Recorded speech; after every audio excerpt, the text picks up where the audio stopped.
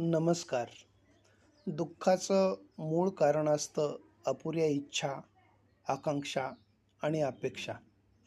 म्हणून अपेक्षा करणं सोडलं की सुख आपोआपच आपल्या मागं धावत येतं. कधीही आपल्या सुखाचा आणि दुःखाचा संबंध कोणत्याही व्यक्तीशी नसावा, तरच शाश्वत सुखाची प्राप्ती होते.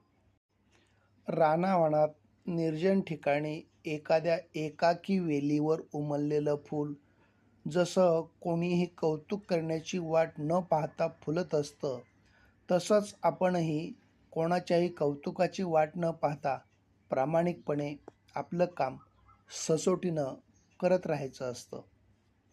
आपला शांत स्वभाव आणि संयमी प्रवृत्ती हीच आपल्या जीवनातील प्रत्येक लढाईमध्ये जिंकण्याची उमेद निर्माण करत असतात.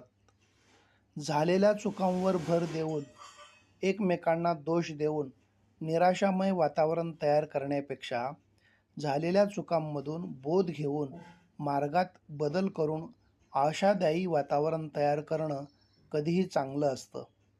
आपलं तारुण्य आणि आपल्याकडील संपत्ती याचा कधीही अहंकार बाळगू नये. नियतीच्या एका फटकाऱ्याने सुद्धा क्षणामध्ये होत्याचं नव्हतं होतं, हे कधी विसरू नये. आपल्या शब्दात आपुलकीचा ओलावा असेल तर माणुसकीचं जाळं कधीच तुटत नाही.